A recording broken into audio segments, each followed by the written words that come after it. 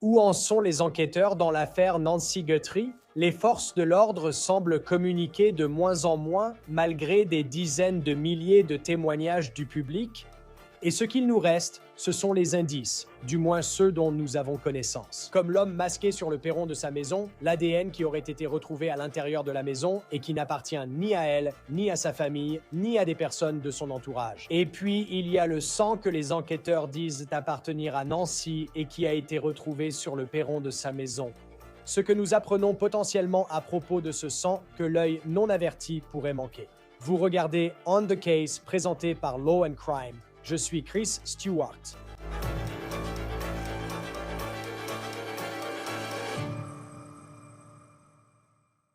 Salut à tous, merci beaucoup de suivre cette affaire avec nous. Nous pouvons vous raconter cette histoire grâce à notre incroyable partenaire Morgan & Morgan. On the Case est l'une des meilleures émissions de True Crime sur YouTube, tout comme Morgan & Morgan est le plus grand cabinet d'avocats spécialisé en dommages corporels aux États-Unis. Depuis plus de 35 ans, ils se battent pour les gens et ont récupéré plus de 30 milliards de dollars pour leurs clients. Et la preuve, c'est leur parcours, avec plus de 1000 avocats répartis dans 100 bureaux à travers tout le pays. Engager Morgan & Morgan, c'est comme avoir une armée prête à se battre pour vous. Leur équipe lutte pour obtenir à ses clients l'indemnisation méritée. Tous les cabinets d'avocats ne se valent pas. Engagez le mauvais cabinet et vous risquez d'être perdant avant même de commencer. Si jamais vous êtes blessé, vous pouvez consulter Morgan & Morgan et leurs honoraires sont gratuits, sauf si vous gagnez. Pour en savoir plus, rendez-vous sur fourthpeople.com/OTC, cliquez sur le lien ci-dessous ou scannez le code QR à l'écran. Où les enquêteurs pourraient-ils chercher maintenant dans l'affaire Nancy Guthrie? Apparemment, les forces de l'ordre n'examinent pas cette piste d'aussi près. À environ 1 heure et demie au sud de l'endroit où Nancy Guthrie vit à Tucson, en Arizona, de l'autre côté de la frontière au Mexique. Je vais vous montrer une déclaration publiée aujourd'hui par le bureau du procureur principal de Sonora, juste de l'autre côté de la frontière avec l'Arizona. Voici donc la déclaration concernant les publications indiquant que le FBI aurait demandé le soutien des autorités mexicaines pour la recherche de Nancy Guthrie, ainsi que des versions suggérant une possible présence au Mexique, comme le rapporte le bureau du procureur général de l'État de Sonora. À ce jour, cette institution n'a reçu aucune demande formelle de collaboration, d'assistance ou d'échange d'informations de la part des autorités américaines ou des agences fédérales mexicaines concernant cette affaire. Maintenant, des sources du FBI ont déclaré à CBS News qu'elles avaient été en contact avec les autorités mexicaines.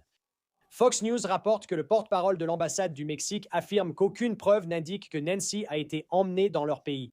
Maintenant, il semble qu'une grande partie de cette affaire repose à ce stade sur un échantillon d'ADN qui a été prélevé à l'intérieur du domicile de Nancy Guthrie.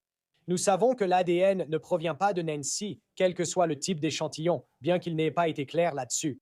Il n'appartient pas aux membres de sa famille et les forces de l'ordre disent qu'il n'appartient pas non plus à ses proches. Mais ils n'ont pas été précis sur cette dernière partie et sur qui cela exclut maintenant. Il n'est pas clair si cet ADN appartient à la personne masquée, que l'on voit sur la caméra sur le perron de Nancy Guthrie vers le moment où elle a été enlevée le 1er février. L'échantillon n'a rien donné dans Codis, et nous attendons de voir si des méthodes avancées comme la généalogie génétique peuvent résoudre l'affaire. Nous en parlerons davantage avec l'enquêteur médico-légal Joseph Scott Morgan dans un instant. Au cours de notre conversation, j'ai interrogé Joseph sur le sang qui a été retrouvé sur les marches de la maison de Nancy Guthrie. Le shérif dit que ce sang correspond à Nancy Guthrie. J'ai demandé à Joseph, qui a longtemps travaillé dans un bureau de coroner, ce qui lui saute aux yeux en voyant ça. Que ceux d'entre nous qui ne sont pas du métier ne comprennent peut-être pas. Voici maintenant la vidéo de ce sang qui a été filmé par Brian Anton de News Nation au début de cette enquête. Après que le bureau du shérif a levé les scellés de la maison de Nancy, souvenez-vous qu'on a critiqué le fait d'avoir rendu les lieux trop tôt. Je l'ai su la première fois que je l'ai vu et je tire mon chapeau à mon ami Brian Anton parce que je pense que c'est lui qui a fait la vidéographie de ceci. Je crois. Donc oui, Oui. Et encore une fois, pas comment Brian Anton peut-il avoir accès à ça? Et je ne dis pas ça pour le critiquer, c'est un journaliste, il fait son travail. Mais pourquoi quelqu'un aurait-il accès à ça? Ah oui, j'ai oublié que tu as enlevé le ruban de police. elle était en accès libre. Ouais. On laissait tout le monde, tu sais, laisse ça s'infiltrer dans ton subconscient, juste une seconde. D'accord? Brian fait son travail correctement et il y a des gens qui ont jeté des soupçons, tu sais, comme, Tu sais, qu'est-ce qu'il faisait là-bas? Je vais te dire ce qu'il faisait. Son travail, c'est d'être journaliste. D'accord. Donc oui, ils ont enlevé la bande. Et donc quand il a pris ces photos, je veux dire, ce n'est pas comme s'il me les avait envoyées ou quoi, tu sais, elles ont été publiées. Tu sais, ça fait partie de son reportage. En voyant ces images figées, je me suis dit que c'était un travail d'expert. Et ce que je veux dire par là, c'est que si vous avez You ces grosses gouttelettes, et si vous ne me croyez pas, allez vérifier par vous-même pour votre propre édification. Vous avez ces grosses gouttelettes. Elles font à peu près la taille d'une pièce de 10 centimes, peut-être d'une pièce de 5 centimes, d'accord. Cela indique des gouttelettes de sang en chute libre, c'est une chute gravitationnelle. D'accord. Alors imaginez, si vous voulez que vous êtes chez vous et que vous avez soudainement un saignement de nez, n'est-ce pas? Beaucoup de gens en ont déjà eu. Je sais que ça m'est arrivé. Vous êtes devant le lavabo, vous baissez les yeux, vous faites ce geste, allez à la salle de bain, regardez dans le lavabo, et c'est là. Et il y a ces grosses gouttes déposées, il n'y a aucune sorte de projection, rien de tout ça. D'accord? Elles tombent simplement, très bien, donc vous voyez ça, mais de façon intermittente, entre ces gouttes, vous avez ce qui semble être de fines gouttelettes, ce qui indique du sang expiré maintenant. Pendant que nous parlions de ce sang, Joseph a évoqué une affaire dont beaucoup de gens se souviennent, et certainement les gens en Arizona s'en souviennent. L'affaire de Jodi Arias. Évidemment, c'est une affaire et une situation très différente de celle dont nous parlons concernant Nancy Guthrie. C'est pourquoi il a dit que ce sang lui rappelait cette affaire. Jodi Arias a poignardé son ex-petit ami Travis Alexander des dizaines de fois et elle lui a tiré une balle dans le front en 2008 dans une maison à Mesa, en Arizona. Alexander prenait sa douche à ce moment-là. Jodi Arias purge le reste de sa vie en prison pour ce qu'elle a fait à Travis Alexander, mais dans une affaire très différente impliquant Nancy Guthrie. C'est pourquoi la vidéo du sang sur ses marches d'entrée a rappelé à Joseph l'affaire Arias. Je vous ai mentionné ce nom.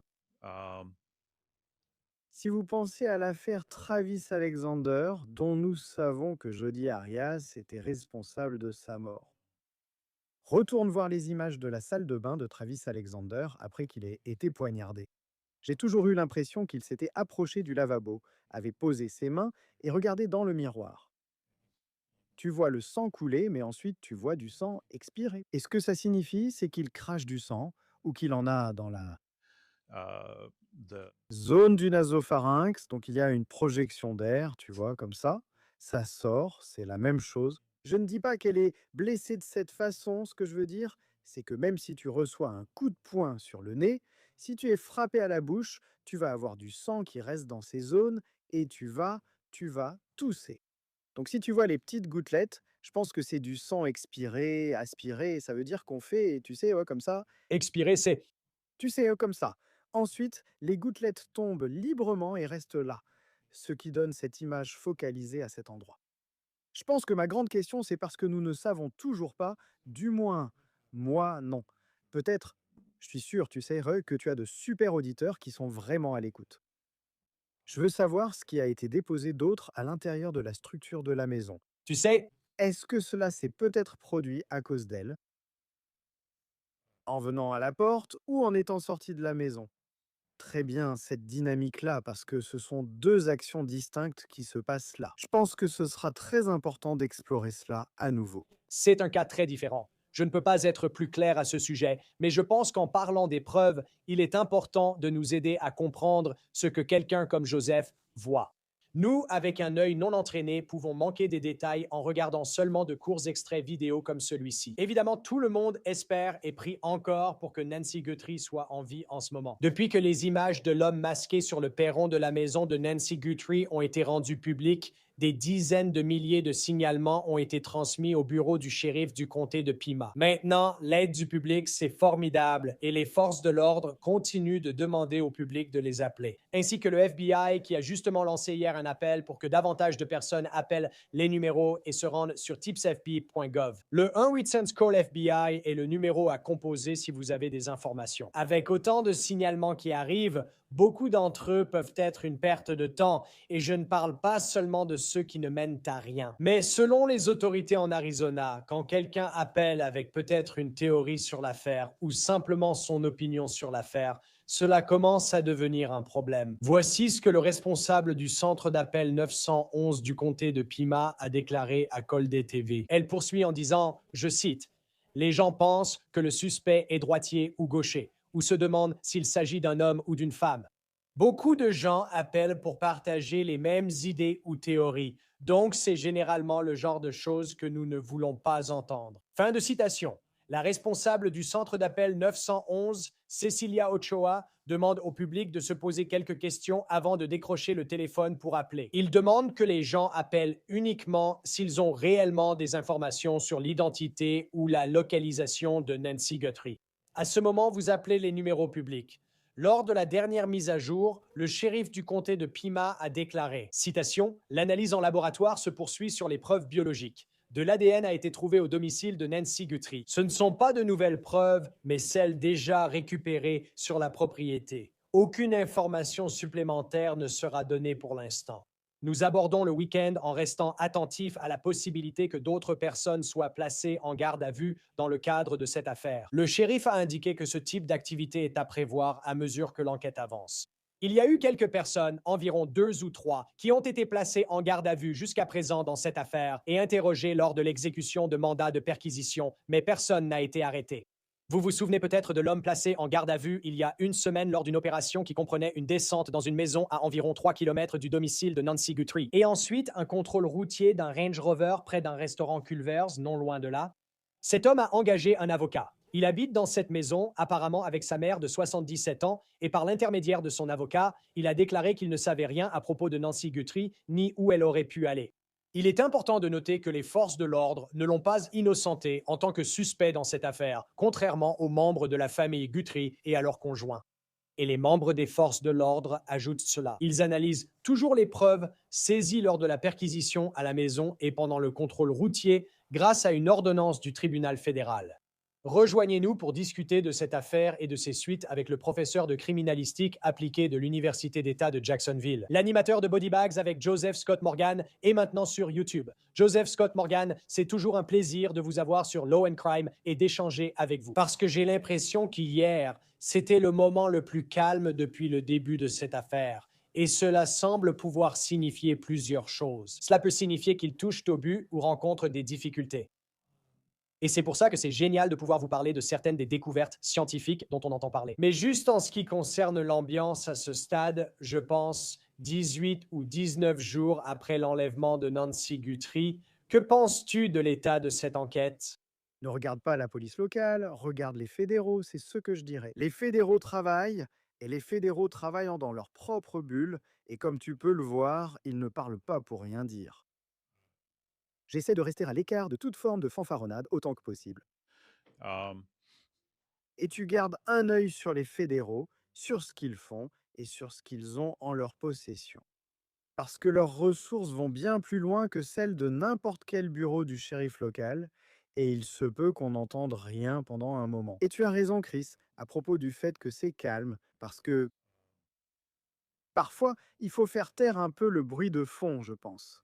Et Dieu sait qu'il y en a eu énormément ici, probablement de toute ma carrière, je dois te le dire. Et je parle même en comparant cela à l'Idaho et à Gabi Petito, ces affaires de référence que nous connaissons tous. Je ne me souviens pas d'un rythme comme celui-ci, vraiment pas. Et bien sûr, tout tourne autour de, tu sais, qui est la fille de Madame Guthrie? En grande partie. Parce qu'on a des affaires de personnes disparues tout le temps que je couvre, et aucune n'a eu l'ampleur que celle-ci a eue, donc tout le monde regarde. Beaucoup de ressources sont mobilisées, non seulement par les forces de l'ordre, mais aussi par les médias. Parce que ça a captivé l'imagination. C'est vraiment le cas, et c'est aussi une scène intéressante, parce qu'il y a tellement d'attention médiatique, de médias de toutes sortes, et nous pouvons regarder. Nous avons ce suivi minute par minute. C'était le cas lorsqu'ils allaient régulièrement chez Nancy Guthrie ou peut-être chez sa fille, là où elle était avant de revenir. Et on voit par exemple quelques enquêteurs qui arrivent ici. Le FBI fait du porte-à-porte dans cette zone-là et je pense qu'on ne connaît probablement que 5% de ce qui se passe réellement. Peut-être un peu plus que ça, mais il y a probablement beaucoup de choses que nous ignorons. On en parle beaucoup et ça me fascine, la généalogie génétique et la façon dont elle a résolu certaines de ces grandes affaires. Et je sais que les gens connaissent Brian Koberger, les gens connaissent le tueur du Golden State. Et pour moi, je trouve ça. Est-ce que tu peux nous expliquer, genre, comment ça marche, tu vois, en tant que personne qui. J'étais nul en biologie, c'est pour ça que je n'ai pas choisi la même voie que toi et que je suis de ce côté-ci. Mais comment ça fonctionne? Je veux dire, comment on en arrive au point où, grâce à un arbre généalogique, on peut vraiment déterminer à qui pourrait appartenir l'ADN qu'ils ont trouvé dans cette maison? Je ne sais pas, tu vois. En y repensant, je me rappelle où j'en étais quand j'étais un jeune enquêteur. Je ne pouvais même pas commencer à imaginer la profondeur ici, ou sonder la profondeur, ou plutôt celle de la technologie que nous avons maintenant comparée à celle que nous avions. Et je regarde mes amis et je les considère comme des amis. David Middleman et Kristen Middleman d'Outram Labs. Et parce que j'ai été témoin de ce qu'ils ont accompli, je les connais personnellement. Et un esprit comme celui de David Middleman serait nécessaire pour réaliser cela. Ça semble presque magique, non? C'est comme si tu prenais littéralement quelque chose et que tu créais, tu insufflais la vie à cela. Alors, avec la généalogie génétique d'enquête, ou tu sais, peu importe comment on l'appelle, il y a plusieurs termes pour ça. Ce que tu vois ici, c'est vraiment prendre un échantillon, un vrai échantillon, et établir un profil génétique. D'accord, ça c'est le côté biologique. Donc tu as un profil génétique avec plusieurs marqueurs. Je crois que David, je crois que ses exigences, il lui en faut genre 24. Donc ces marqueurs le long de la chaîne que tu vois, c'est ce qui fait que cette personne est ce qu'elle est. Et si on remonte un peu, il y a cette zone dans laquelle tu es entré avec l'ADN, c'est un peu là où tu te trouves. Avant d'arriver à la généalogie génétique médico-légale, tu penses au phénotypage, on en a beaucoup parlé, et le phénotypage, c'est, ils ont tellement affiné la science ici que tu peux prendre. Tu peux prendre ce profil et il te donnera un aperçu de la couleur des cheveux, de la couleur des yeux, de la taille, du poids, de tous ces détails. Des géomarqueurs relatifs à l'endroit d'où cette personne provient probablement. Prends juste un instant pour réfléchir à ça. Donc disons que tu as un individu inconnu. S'il faisait du phénotypage, il pourrait regrouper ces informations et dire d'accord, voici le profil. Voilà probablement à quoi il ressemble, d'accord, génétiquement. Et si tu n'obtiens pas de résultat avec ça, alors tu prends ça et tu continues plus loin après avoir obtenu le profil. Et si tu vas chez Outrum, Um, là-bas, à The Woodlands, au Texas, juste au nord de Houston, ils ont un campus futuriste. C'est incroyable. J'appellerai toujours David Middleman, un peu comme l'Elon Musk de l'ADN, vu comment son cerveau fonctionne. Il est incroyable. Ils ont des biologistes et tout un département de généalogistes.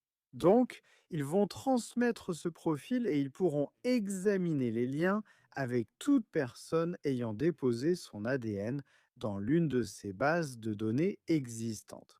Maintenant, il faut préciser qu'il ne s'agit pas du public de 23andMe. D'accord? Ici, nous parlons de généalogie open source ou d'arbres généalogiques ADN open source, auxquels ils ont la possibilité d'accéder. Je sais que certains disent, eh bien, c'est limitant. Non, ce n'est pas le cas, ce n'est pas limitant, simplement car vous n'avez pas le groupe de 23 ennemis. Ce serait génial d'avoir ça. Mais parce que mathématiquement, parce que vous travaillez dans ce genre d'espace exponentiel, et c'est exponentiel. Quand vous commencez à construire ce truc, vous avez ces données où vous pouvez littéralement, peu importe qui commet l'acte ou est associé à un événement, laissez-moi le formuler comme ça. Vous pourriez obtenir des connexions où vous avez des individus qui pourraient être des cousins au sixième, septième, voire huitième degré, et puis vous recentrez les choses. Généalogiquement, vous associez cela à la biologie, à ce profil que vous avez créé biologiquement, et c'est un outil incroyablement puissant. um, it, Accordez-moi un peu de latitude pour cadrer cela. J'ai mentionné qu'au début de ma carrière, c'était l'une des principales choses sur lesquelles nous travaillions. Par exemple, si nous trouvions du sang sur une scène, nous analysions le groupe sanguin, ce qui est essentiel notamment dans les banques de sang. Vous savez, il faut avoir un groupe sanguin qui va bien correspondre. Le groupe sanguin le plus rare au monde, et ce chiffre varie beaucoup. Le groupe sanguin le plus rare au monde est AB négatif. D'accord.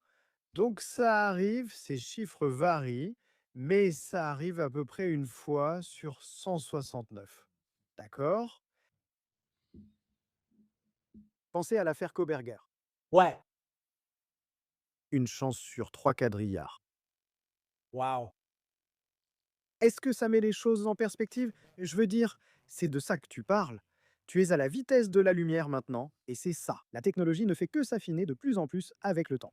Maintenant, je vais dire ceci, et cette mise en garde concerne Koberger. Je déteste même dire son nom, c'est comme de l'acide dans ma bouche. Bien sûr.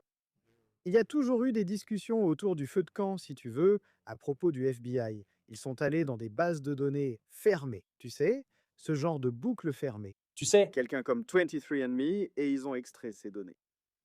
Je ne peux pas vérifier ça. Je sais qu'il y avait des notes internes disant, tu sais, qu'il ne fallait pas faire ça. Il a été allégué que ça a été fait. Mais même avec ça, je pense que si tu regardes, je sais que je vais mal prononcer son nom, l'affaire de Rachel Morin, par exemple, ils se sont impliqués là-dedans. Je parle d'Otram et ce gars est un ressortissant salvadorien et ils ont réussi à l'attraper. D'accord. je sais, et c'est justement cette histoire qui m'a marqué, comme celle-ci, parce que ce n'était pas. Tu sais, il n'avait aucun casier judiciaire aux États-Unis. Il était recherché pour un meurtre au Salvador. Il entre aux États-Unis, là, il n'apparaît pas dans Codis parce qu'il n'a jamais été arrêté aux États-Unis. Pourtant, grâce à cette technologie, ils le retrouvent à Tulsa, Oklahoma, alors que le meurtre a eu lieu dans le Maryland. Oui, c'est vrai, Chris. Je veux dire, c'est un peu terrifiant, surtout pour ceux d'entre nous qui vraiment s'enveloppent dans leur vie privée comme dans une couverture bien chaude. Oui, mais tu sais, si tes données se trouvent dans l'une de ces banques qui existent, il y a un risque, tu sais, qu'un profil soit créé et puisse t'incriminer. Tu sais, nous avons les preuves, évidemment, et probablement la plus célèbre, c'est, tu sais, l'affaire du tueur du Golden State. Ça a duré pendant des années et des années. Tu regardes ce qu'Otram a fait maintenant et ils sont impliqués. Évidemment, tu entends parler de toutes ces affaires d'homicide dans lesquelles ils ont un rôle à jouer. Mais leur grande renommée vient de leurs efforts pour éliminer la liste des 100 noms, qui est cette base de données de plus de 30 ans. Ce qui me tient à cœur, c'est d'avoir travaillé au bureau du coroner et dans le médical. J'ai vu de nombreux corps non identifiés durant ma carrière et j'ai souvent dû les enterrer sans identification. Et donc je ne dirai jamais assez de bien de David, je pense qu'il est peut-être le plus grand altruiste du monde. Parce que son objectif est d'essayer de retirer tous ces noms de la liste des 100 noms, et ils en ont déjà identifié des centaines. Voilà à quel point cet outil est puissant. Des personnes décédées depuis longtemps, j'utilise le terme évocation, c'est comme si on les ramenait à la vie. Peut-être que tout ce que vous avez, c'est un os par exemple, et vous allez là-bas, et ils peuvent extraire de l'ADN dégradé. Ils établissent un profil de cette personne, puis examinent les descendants. Une affaire que j'ai couverte récemment dans Body Bags m'a vraiment étonné. Une femme était tombée dans un puits juste après la Première Guerre mondiale au Canada. Et ils ont retrouvé ses restes. Ils les avaient conservés pendant des décennies. Et soudain, l'un de ses descendants, je crois que c'était son arrière-arrière-petite-fille, elle a entendu frapper à sa porte et on lui a demandé: avez-vous une parente éloignée, comme une grand-mère, qui a disparu? Elle a répondu oui. Il s'agissait de sa grand-mère qu'ils ont pu identifier. Donc vous savez, quand on commence à penser à tous ces restes qui sont dans la nature, qui sont anciens, ça nous amène à l'époque moderne, n'est-ce pas? Donc si on a de l'ADN frais maintenant, vous savez, il n'est pas forcément dégradé, n'est-ce pas? vous voyez? Ce n'est pas comme s'il avait traîné sur une étagère, dans le bureau d'un médecin légiste, dans un musée ou enterré dans une tombe quelque part. Là, on parle d'un échantillon frais, d'accord? Donc, si vous parlez d'accélérer les choses, ils ont la capacité de le faire. Et en ce qui concerne l'affaire Guthrie, c'est pour ça que beaucoup d'entre nous, vous savez, sont restés là à attendre, très frustrés par tout ça. Quand vous essayez d'identifier un auteur inconnu, ce n'est pas votre premier choix. Ce n'est vraiment pas votre premier choix. Vous allez l'envoyer en Floride, n'est-ce pas? Euh, Eh bien, c'était une question que j'avais parce que c'est comme comment ça fonctionne avec ça. Genre, si toi et on ne sait pas d'où vient cet ADN, quelle quantité d'échantillons, tu vois? Si c'était une grande flaque, je ne dis pas que c'était le cas, mais genre, si c'était une grande flaque de sang et que tu as cette quantité énorme, est-ce que tout est numérisé? Peux-tu envoyer en Floride le même échantillon que celui destiné au laboratoire de généalogie génétique? ouais, Comment ça marche avec ça? Genre, sans en utiliser trop? heureux que tu l'aies dit. J'en parle depuis un moment car on a eu des cas similaires. Même si tu remontes à l'affaire John Benet, tu sais combien de personnes ont touché ce truc au fil du temps? Combien de personnes ont peut-être contaminé par inadvertance? Si tu as un échantillon qui a été utilisé à un moment donné, est-ce que tu es en train d'épuiser ton échantillon? Donc, la façon dont je pense que ça s'est probablement passé, c'est que ça a été envoyé au laboratoire de Floride. Ils génèrent un profil et numériquement, celui-ci est envoyé à Codis. Ensuite, ils utiliseront cette carte que nous créons avec la génétique. Cette cartographie de, vous savez, votre code moléculaire leur est envoyée et ils vont la croiser dans leur base de données. Oui, je pense que cela pourrait être fait. Tout dépend de ce qu'est le laboratoire standard, tu sais. Pour autant que je sache, les gens du FBI ont dit non, nous avons besoin de notre propre échantillon ici. Et bien sûr, ils ont été supplantés par le choix du shérif dans ce cas. Nous collaborons avec ce laboratoire en Floride, nous avons une relation. Nous n'allons pas aller au laboratoire du FBI. La tragédie dans tout ça, je pense, c'est qu'Outram a travaillé en étroite collaboration avec le FBI. Ils font partie des références. Parce que le FBI ne possède pas la même technologie qu'Outram en matière de généalogie génétique d'enquête. Et donc, l'un de leurs partenaires est Outram. Donc, c'est un peu un guichet unique, vous voyez ce que je veux dire? Et donc, si vous passez par eux et qu'ils disent, d'accord, on a coché cette case, maintenant, on va cocher celle-ci. Et il faut aussi maintenir la chaîne de possession. Vous savez par combien de mains cela passe. Plus la chaîne est longue, plus le risque de problèmes liés à la responsabilité augmente. Quand il s'agit, dans certains de ces cas, vous savez, on a entendu dire qu'ils avaient identifié, vous savez, un cousin éloigné au troisième ou quatrième degré. Et l'ADN, vous savez, c'est cette personne qui est apparue et ensuite ils ont pu retrouver la personne qui était réellement impliquée. Par exemple, quelle est la solidité de cette preuve devant un tribunal? Disons dans l'affaire Nancy Guthrie, et on ne sait pas comment cela va se terminer. Mais par exemple, il trouve quelqu'un grâce à, vous savez, eh bien, c'était son cousin au cinquième degré qui vit ailleurs. Qu'est-ce qui se passe ensuite? Genre, d'accord, on a cette personne. Avez-vous besoin de l'échantillon de cette personne? Ou bien pouvez-vous procéder à une arrestation, mettre en examen, puis poursuivre quelqu'un simplement avec l'ADN? Autrement dit, à partir d'un parent éloigné de cette personne? Non, ce n'est pas judicieux. Oui, vous savez, parce qu'on a ces prélèvements sur les déchets abandonnés. Vous savez, quand les gens jettent en quelque chose. Vous voyez ça? Et ce n'est pas forcément la même chose, mais vous voyez ça. Comme dans l'affaire Herman, qui, je crois, doit maintenant passer en procès. Waouh! Oui, Ah, vous savez, c'était la boîte à pizza, non? Celle dont tout le monde a parlé pendant si longtemps à ce sujet. Eh bien, elle a été jetée, non? Donc il faudrait obtenir. Ce qu'il ferait, c'est qu'il devrait retourner et obtenir un échantillon de confirmation. Un échantillon de confirmation, d'accord? Et ce que fait la généalogie génétique, c'est qu'elle vous indique une direction particulière. Et c'est comme toute autre enquête.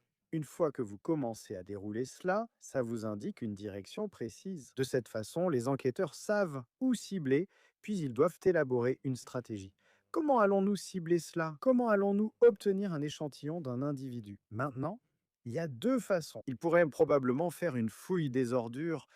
Cela pourrait mener à un individu, ce qui... Il y a eu des cas comme celui-ci où ils regardent quelqu'un simplement laisser tomber une paille, quelque part, vous savez, et ils ramassent la paille. Ils font une analyse ADN sur cette paille. Ou, s'ils ont suffisamment d'informations circonstancielles, ils reviennent et disent oui, nous aimerions vraiment obtenir un échantillon d'ADN de votre part.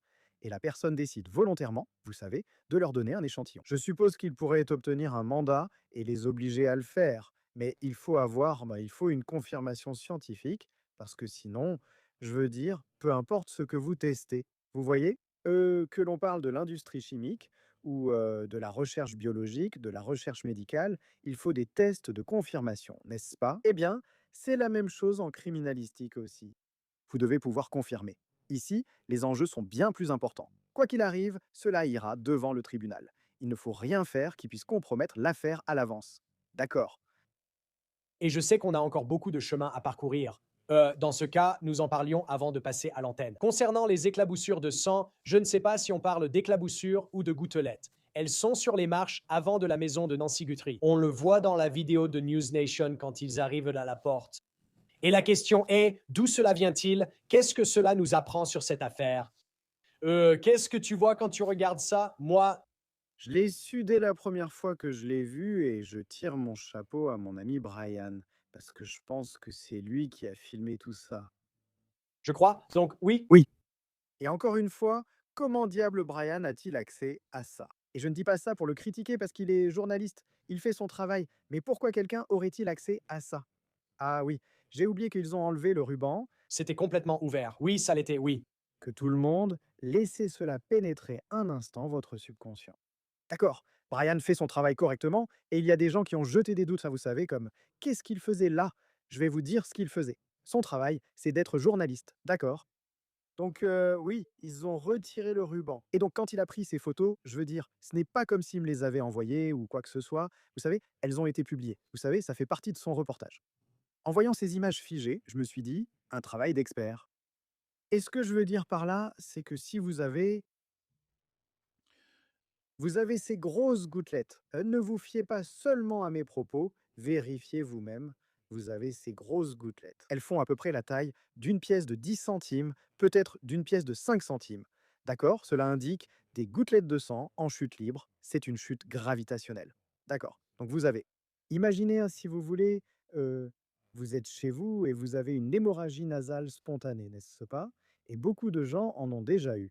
Je sais que ça m'est arrivé et vous êtes debout devant le lavabo et vous baissez simplement la tête, ou vous savez, vous faites ce geste, vous courez à la salle de bain, vous regardez dans votre lavabo et voilà, c'est là. Et il y a ces grosses gouttes déposées, hein, il n'y a aucune sorte de projection, rien de tout ça. D'accord? Elles tombent simplement, très bien, donc vous voyez celle-là, mais de façon intermittente, d'accord? Entre ces gouttes, vous avez ce qui semble être de fines gouttelettes, ce qui indique du sang expiré. Je vous ai mentionné ce nom. Si vous pensez à l'affaire Travis Alexander, dont nous savons que Jodi Arias était responsable de sa mort, retournez voir les images de la salle de bain après qu'il ait été poignardé. J'ai toujours eu l'impression qu'il s'était approché du lavabo, main posée, regardant dans le miroir. On voit le sang couler, puis on voit du sang expirer. Et ce que cela signifie, c'est qu'il crache du sang, ou que le sang est dans le Uh, the zone du nasopharynx, donc il y a une projection d'air, vous voyez, comme ça, qui sort, c'est la même chose. Je ne dis pas qu'elle est blessée de cette manière, ce que je dis, c'est que même si vous recevez un coup de poing sur le nez, si vous êtes frappé à la bouche, il va y avoir du sang qui s'accumule dans ces zones et vous allez tousser. Donc, si vous voyez les petites gouttelettes, je pense que c'est du sang expiré. Aspirer, ça veut dire qu'on fait, vous savez, comme ça. Expirer, c'est, vous savez, comme ça. Et puis là, il y a les gouttelettes associées qui tombent librement. Et ça donne un peu cette image, et c'est focalisé à cet endroit. Je pense que ma grande question, c'est parce que nous, en tout cas moi, je ne sais toujours pas. Peut-être que je suis sûr vous avez d'excellents auditeurs qui sont vraiment attentifs. Je veux savoir ce qui a été déposé d'autre à l'intérieur de la structure de la maison. Vous savez, Est-ce que cela s'est peut-être produit à cause d'elle? Venue à la porte ou qu'elle a été sortie de la maison? D'accord, cette dynamique-là, parce que ce sont deux actions distinctes qui se passent là. Je pense que ce sera très important à explorer et qu'ils auront, espérons-le, bien documenté cela à l'époque. Mais encore une fois, je reviens à la découverte que Brian a faite et à sa capacité à faire cette découverte. Parce qu'il n'y avait aucune barrière, il n'y avait pas de ruban, vous savez. Il s'est simplement approché de la maison. n'est-ce pas? Et je sais que ça a été, vous savez, l'une des critiques sur la façon dont cela a été géré au début. Et on se demande maintenant, vous savez, je crois que tout le monde espère encore une fin heureuse à cette histoire. Il reste beaucoup d'inconnus, mais on se demande, sommes-nous au jour 18 ou 19? Vous voyez à quel point cela peut-il influencer la durée d'une enquête selon la gestion des premiers jours? Oui, votre affaire est is souvent résolue ou non dès ses premiers instants.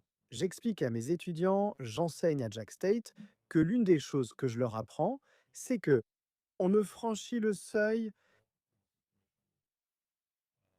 d'une scène de crime pour la première fois qu'une seule fois. Encore une fois, vous devez être préparé, vous savez, comme si vous étiez un technicien de scène de crime, un enquêteur médico-légal, un enquêteur de la criminelle. Vous devez mobiliser toutes vos capacités, vous devez être concentré à ce moment-là. Je compare cela à et maintenant, surtout dans le monde moléculaire dans lequel nous vivons, nous en avons parlé, Chris. Je compare cela maintenant à presque vous devez traiter une scène de crime comme si vous entriez dans une salle d'opération, comme si vous marchiez dans une salle d'opération. Vous devez être prêt mentalement et dans la façon dont vous êtes habillé, et vous devez savoir comment vous allez gérer la situation. Et parce que vous ne pouvez pas, vous n'avez pas de seconde chance. Les avocats sont célèbres pour utiliser l'expression qu'on ne peut pas effacer le son de la cloche. Vous savez, une fois que ce son est parti, vous ne pouvez pas le récupérer. Et je ne veux pas avoir l'air de tout dramatiser. Et je sais que c'est le cas, mais je dois vous le dire, vous savez. Associé aux images de Brian que nous avons vues là, je repense à tous ces jours passés. Maintenant, je n'arrive pas à croire qu'on parle encore de ça autant de jours après, comme ça. Rien que l'accès à la fosse septique, tu sais comment c'était, tu sais un peu la façon dont ça a été géré. Il n'y avait pas de combinaison de protection, pas de combinaison Tyvek, tu sais, les gens n'en portaient pas, il n'y avait pas de gants non plus. Ni de surchaussures. Uh, Et tu sais, voilà, il y a toute une liste de ces choses qu'on pourrait passer en revue. Tu sais, je veux rester optimiste. Je le veux vraiment pour Madame Guthrie. Et tu sais, je pense à, tu sais, à son état actuel. Je ne peux pas m'empêcher d'y penser. Je pense que beaucoup d'entre nous le font. Parce qu'au final, tu sais, je peux parler de la procédure liée au traitement médico-légal et à tout ce genre de choses. Mais tu sais, tic-tac, Tu sais, c'est le temps est précieux ici, c'est la ressource la plus importante ici, c'était le. Et tu dois supposer, en tant qu'enquêteur, que la ressource la plus précieuse que tu as dès le départ, c'est le temps. Et il ne devrait être gaspillé d'aucune manière. Et tu sais, faire des erreurs en cours de route, ça t'oblige souvent à gaspiller cette ressource précieuse. ouais, on verra comment ça évolue. Voilà 3 semaines que Nancy Guthrie a été enlevée de chez elle. Joseph Scott Morgan, animateur de Body Bags, désormais sur YouTube. Ravi de t'accueillir sur Law and Crime, surtout pour des affaires comme celle-ci, afin d'expliquer la science et les coulisses. Bien sûr, Chris, prenez soin de vous. À bientôt. La somme d'argent en jeu pour toute personne disposant d'informations et prête à se manifester a augmenté. Le FBI offre désormais une récompense de 100 000 $ et maintenant, Crime Stoppers offre une récompense de 25 000 $ après qu'un avocat spécialisé dans les blessures corporelles du Wisconsin a mis de l'argent en jeu. En résumé, 125 000 $ sont offerts pour des informations pouvant aider à résoudre cette affaire. Si vous avez des informations sur Nancy Guthrie, il s'agit bien de faits, pas de théories ou d'opinions. Vous pouvez contacter le shérif du comté de Pima au 523 150 et 149 00. Vous pouvez également contacter le FBI au Unwith School FBI ou aller sur tipsfb.gov. C'est tout pour cet épisode de On the Case, présenté par Law and Crime. Abonnez-vous à notre chaîne YouTube et sur Spotify. Nous sommes également diffusés sur Peacock. Je suis Chris Stewart. À la prochaine fois.